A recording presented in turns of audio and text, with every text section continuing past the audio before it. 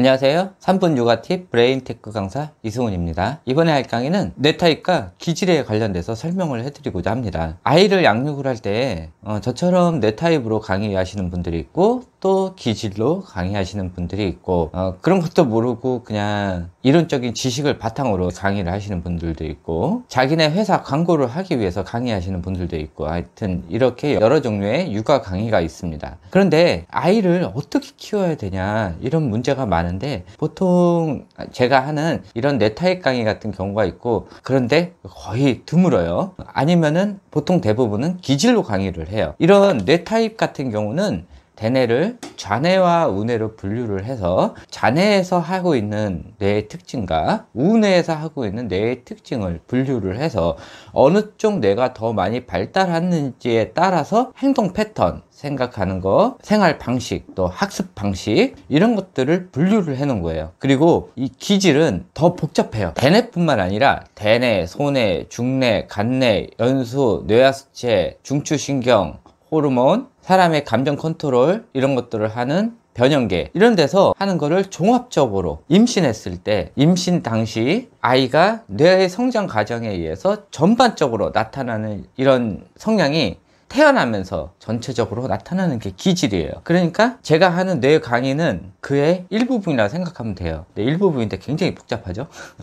하여튼 아이를 학습적으로 좀 가르치고 싶다 아니면은 세부적인 성격으로 알아보고 싶다 할 때는 저와 같은 우뇌와 좌뇌로 나뉘는 강의를 듣는 게 좋아요. 또 아이의 전반적인 행동이나 그거에 대해서 각각의 세분화적으로 아이를 양육을 할 때는 기질로 아이를 판단을 하시는 게 굉장히 좋아요.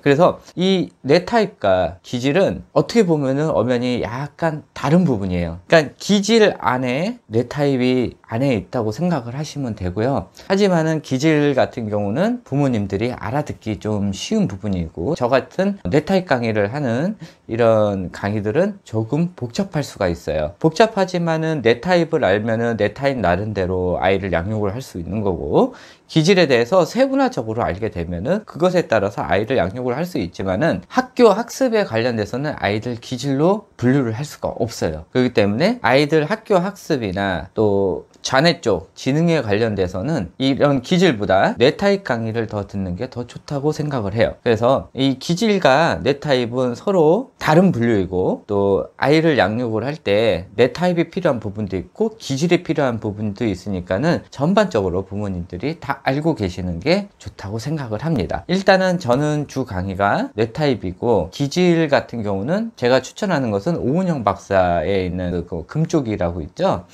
그거 방송을 듣는 게 나을 것 같아요. 그래서 일단은 저는 주 강의를 뇌타입으로 하고 뇌타입 중에서 우뇌타입을 주로 강의를 할 거예요. 하여튼 이 정도로 끝내고요. 다음번에는 우뇌타입 아이들의 여러 가지 행동 패턴에 대한 그 행동이 왜 나오는지에 대해서 한 개씩 차근차근 따로따로 강의를 준비를 해서 해드리도록 하겠습니다. 제 강의가 좋았다면 구독과 좋아요 부탁드립니다. 감사합니다.